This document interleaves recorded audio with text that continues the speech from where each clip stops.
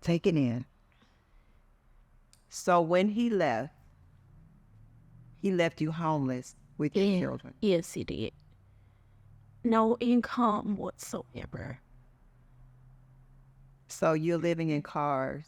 Yeah. I lived in a broken down Pontiac For how long? for several months. And how did you get back on your feet? I filled out for job applications. I started working, and I never will forget, at Hot Wing Place through my aunt, and she recommended me, and I'm like, wow, here it is. I had to brace myself even going in there because it wasn't about where I worked. It was just the idea that I'm actually going through this, and I'm like, wow, it took me a minute. I'm like, I'm literally going into a hot wing place. Now here it is, I'm having on designer things, and I had to brace myself because I couldn't explain why God chose to bless me with B first versus A. You can't explain that to people, but that's what he did. So I would walk in, dress really nice, and people will give the they would say or give the perception that, I'm trying to be something that I'm not, but I'm here working in a hot wing place. I couldn't explain, okay, God bless me with B first. I couldn't explain, okay, I still have the material things, but I don't have a husband. So all the material things came from your husband? No. Okay. No. So talk to us about, so you worked before. Yes. Because you have a degree. No, I don't have a degree. I have some college. Okay. Yes. And I stopped because I began to, raise my children. Mm-hmm. So, yes. So you were working before. Yes. You had already built a house and a home with this man. Yes. So how did you get from there to living in the car? When he sent the text message, he actually popped up a couple of weeks later, and he had begun to move his things out of the home, and it was just his things. So while we were packing up our things, he would not assist us in our things. It was just only his. So my son and daughter and I, we had to pack up and move back and forth to storage. And by that time, the storage was right up the street, maybe about 15 minutes or so.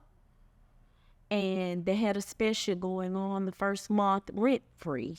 I didn't have any income, so that was perfect, So we filled out application and everything was approved. So we would literally move the items from the house to the storage. And he was still there packing his things up, did not help, did not do anything, nothing. And I had begun to be pink.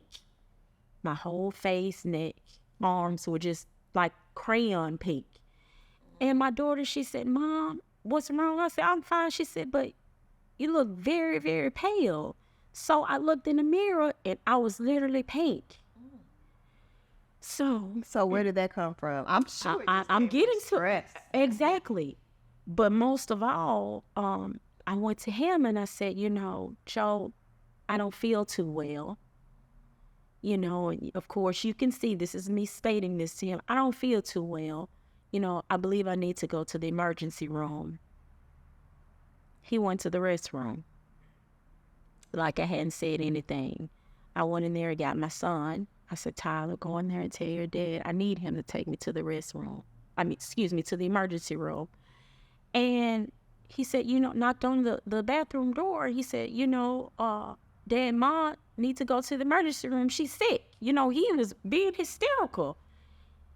He hands his card out through the seat of the door and says, go ahead and take her. Now, this is my son, young. He's not, legal to drive. Oh, wow. So, and how I knew he gave him the car because I was standing in the doorway. And we got the car. I had to pray and teach Tyler along the way. We didn't have insurance. We had assurance. And that insurance came from God. And here's my son learning how to drive for the first time in his life at a young age. I couldn't drive, and my daughter was way too young. And we got to the hospital. She sat in the back, laid across the back. And she was so hurt and so sad because they've always been able to, see my expressions and feel my expressions. And they take that in with themselves. So she sat in the back and she, observed everything, in sorrow. My son, he was in sorrow driving, and of course I was as the mother because I couldn't believe that I'm actually going through this. So when I got to the hospital, they ran 26 different tests. And they did tell me that I had a spider bite, but they couldn't tell me what type of spider it was. And they said I got there just in the nick of time because poison had entered my whole body. And had I been a moment later, I would have died. wow. And so I'm assuming your husband didn't care. No. So when did you realize that enough was enough? When did you realize that it was time to choose myself? And when did you realize it was time to go? Absolutely. So, yeah, he called. I was in a hotel. My son and daughter was at school. And he just began to go off about filing other taxes and him claiming my son and daughter. And I was just literally like rage. I was so outdone. And I'm like, I don't even know what to say. I don't even know what to think. You're doing all of this and you're still doing all of this. I can't even say anything. So I passed and he's still going on and on and on. And I'm like, you have got to be so loud. When I place the phone down, you can hear it. And I didn't have the volume on high. And I'm looking at my time and I'm like, okay, another hour passed. You have got to be kidding me. I mean, literally like going on and on because his motto was, if you saw me doing wrong, look at it as I'm doing right. So I want you to always see the right in me, although it's the opposite. And where we clashed it all the time was, on that part, I saw it for what it was and I addressed the issue. And he didn't like that. So you finally found your voice. Exactly. So what are you doing now to exercise more of having your voice and honoring yourself so that you don't find yourself in another situation like this? Developing my relationship with God. Because the more that I honor him, the stronger I become as a person. And the stronger I can, relate to my son and daughter and help them along their journey. And that when I say that has empowered me, I do not know where I would be if it was not God on my side. Because I'm like, when I think about certain things, just unnecessary things that I put up with and how I am now, I'm like, wow, I did that. This is what I went through. Yeah. You were really crazy. Look at who you are. And who you belong to. Why do you accept anything less than what you deserve? God tells us that we deserve to be the head and not the tail, above and not beneath. Why are you being beneath? Because God doesn't give us beneath. He always gives us his best. So why are you accepting anything less? And that's exactly what I was doing. Because everything could be going right. Come in and dump the trash on the ground and make me pick it up. And I will pick it up not as obedience to him because I don't want my son or daughter to be made to pick it up because he did things like that. Or if I didn't fix his plate because he was just going off, he'll take their food. Wait a minute. He would go and take their food and eat it? He would take their food. And it would hurt me so bad to whereas I would just go ahead and fix his plate and then whatever he had eaten off of theirs, replenish that. I'm coming home and I love to decorate and do little things and, I love peace and I love happiness. I don't like confusion and I don't like all of that extra stuff. I just like to dwell in happiness. I understand that, through it all you have disagreements, but it's nothing that you can't overcome if you do it together and put God first. So in an instance to whereas everything was going well, my daughter was in her room, Tyler was in his room, he was already at home. I had come in from the grocery store, he was standing there waiting. And when I saw him standing there waiting, I'm like, oh my God, because it looked like, what is it now? You know what I'm saying? What is it now? What is it? I don't understand. What is it? It's always something. It's always something. And he just said, you can't go anywhere. And this is me trying to enter in and go into the kitchen. And everywhere I moved, he moved. So I proceeded to go up the steps to go to their room. And here he is blocking my way. And then he began to do this. So I'm like, what are you doing? Why do you continue to start something? You know, everything is good. Why do you create so much confusion? I did not, for the life of me, I do not understand that. Yeah. I do not understand that. And he didn't let me through. So he began to nudge me back down the steps. And as he was nudging me, I was resisting. He felt some type of way, so he began to choke me all the way to the sofa. And at that point, I fell back on the sofa. And there was pepper spray in the little table next to where we were. And I remember him putting it there. And I pulled it out and I sprayed him. Wow. And he goes upstairs and said, look, see what your mom did? See what type of person she is? And my son and daughter said, Mom didn't do that intentional. These are my two at a young age. She didn't do that intentional. We know you did something to her. And at that point, he wanted to whoop them. And I had to stand in the gap. So when was the divorce finally final? It was finalized many years ago. I want to say in 2012. Okay. 12, 13, yes. So you're releasing a book. Yes. Wrote a book. So yes. Talk to us a little bit about the book. The book is related upon my life as a whole, as a child, through my teenage years, and as an adult, and how I've overcome many obstacles. What would you like for people to know or learn from this book? I want people to know that there is power in strength, and there is power in not giving up, and there is hope, and it's available to someone if they're receptive of that. And I want to be a lesson to others to know that you can make it. Surround yourself with positive people that want to see you happy and develop a relationship with God.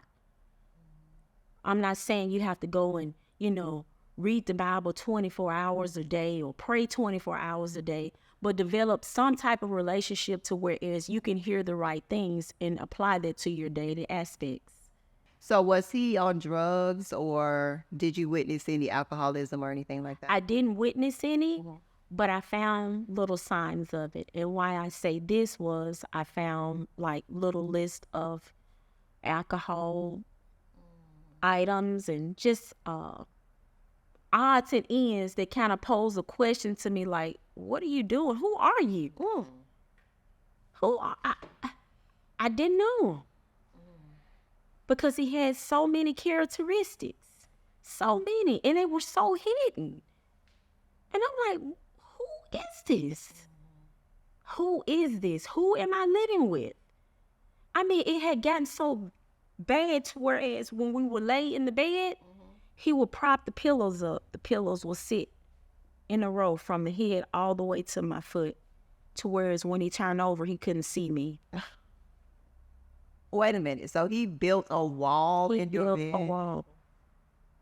So here's something to where it's every birthday I'm going out buying and throwing birthday parties and dressing him and shaving and taking care of just literally everything, and still keeping myself up, and he will place the pillows and a little thing right there every night. And if I had to use the car, I had to beg for it. Like if he had to be at work at 6:00 a.m., I would have to get up maybe around 4 and wait in the garage. And when I got in the garage, I would have to beg to use the car, and then he would decide on whether he would allow me to use the car or not. So you allowed this man to be your God. I wouldn't say I allowed him to be my God, because I did trust God, but I allowed him to be close to. I would say that. Yeah. And that's something you would never do again. Never do again.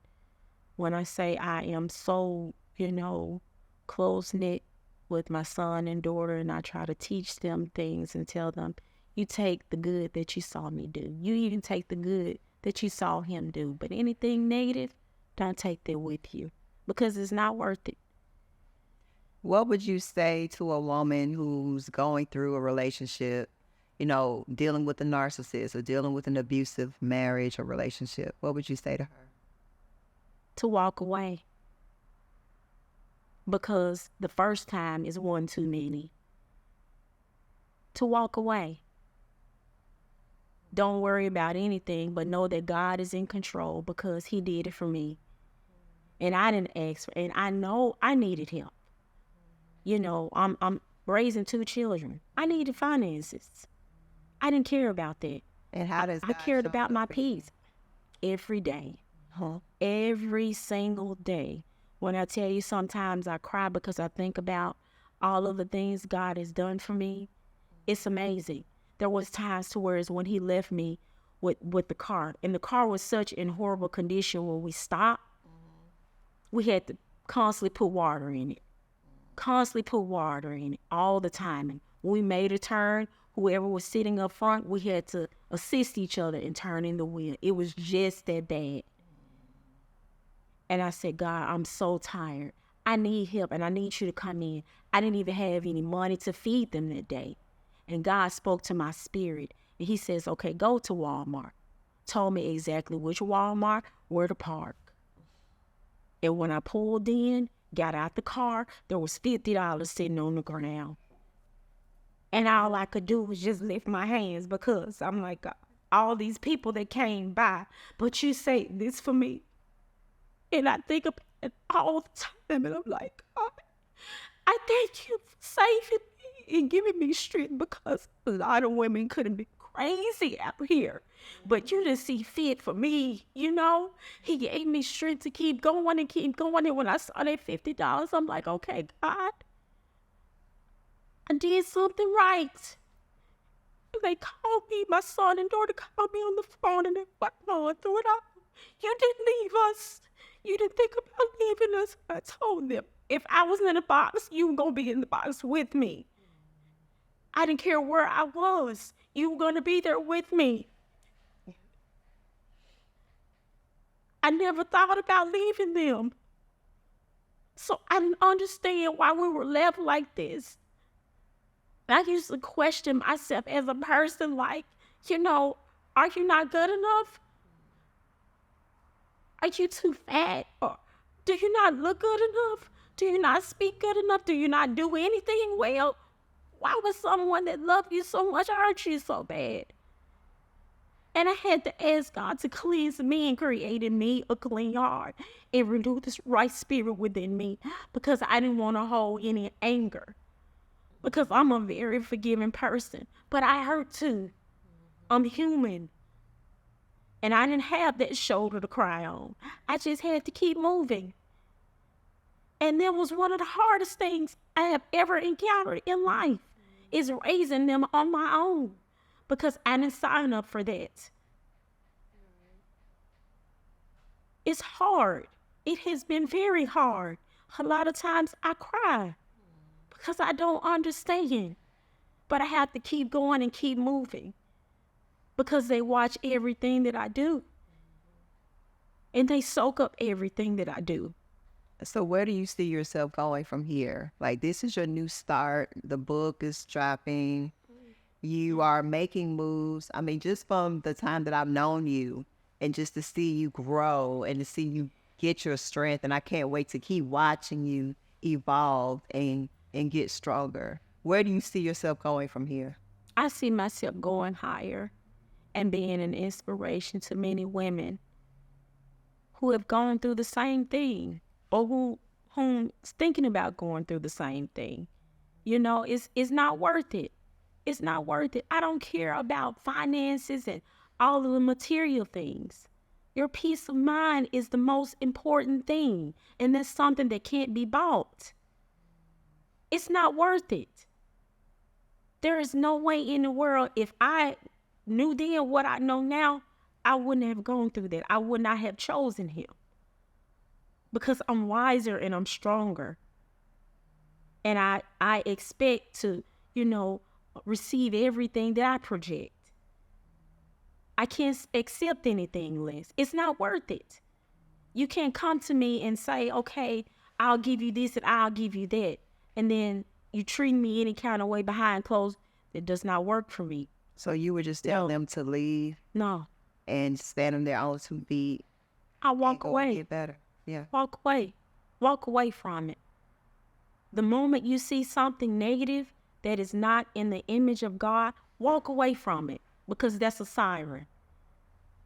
And God has given me so many sirens that I have overlooked in the past. And man, when I tell you, I used to beat myself up so many times. I used to cry all the time, because I'm like, wow, how could you be so stupid?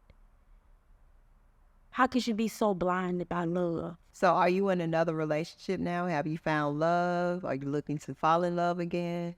I'm looking to fall in love again.